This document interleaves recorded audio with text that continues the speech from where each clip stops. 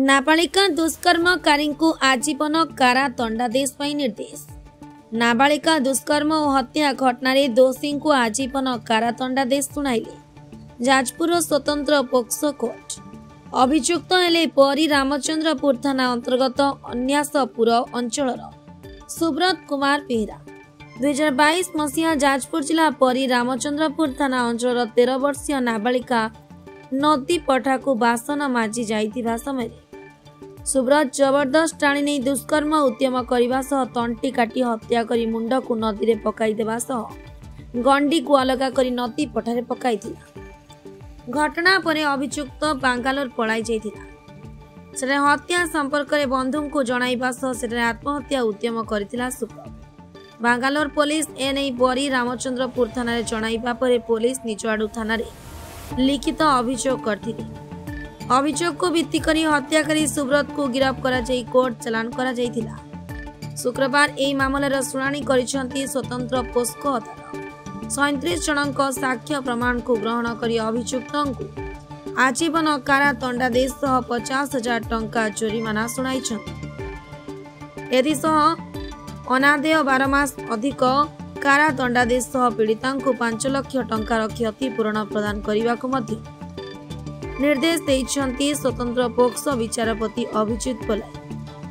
ए मामला को सरकारी वकील राजीव महांती परिचालना करिछंती। जाजपुर जिला प्रतिनिधि अभिमन्यु मिश्र रिपोर्ट ओडिशा टुडे।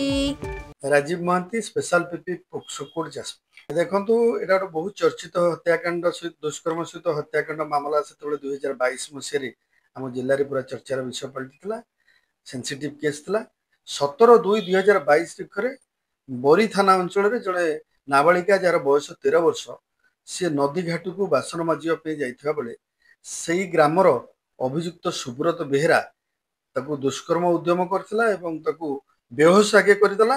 तापरे ताकू बेक काटिदेला एवं ता सहित दुष्कर्म मध्य कला करी ताकू पाख नदी पठार किछि दूर को नहीं ता बेकु को जो ब्लेड रे काटिथिला ता मुंड टिकी नई पानी भितर रखिला गोंडी टिकी बाली उपरे थुईकी कोडे फेरार हे गला।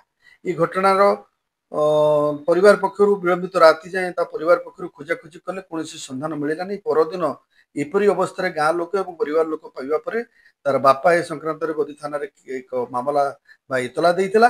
प्रथमे एतलाटी एक अपमृत्यु मामला रे रुजु होइतिबा बेले परवर्ती समय रे तत्कालीन भारप्राप्त अधिकारी जे बरी थानार सी एसआई जनक सी निजे निज तरफ मामला टी हाथ को नहीं निजे एतला बल तदंत काल जना पड़ा जे अभियुक्त सुब्रत बेहरा बांगालोर निजे आत्महत्या करुवा बेले एवं ता परिवार लोक समेत अन्य बंधु तार जन घनिष्ठ बंधु को से निजे हत्याकांड कर जनइबा एवं पश्चाताप करवा। ये घटना बांगालोर पुलिस बरी पुलिस को खबर दबारे अभियुक्त को बांगालोर गिरफ्त कर अणा जाइथिला एवं कोर्ट चालान करा जाइथिला।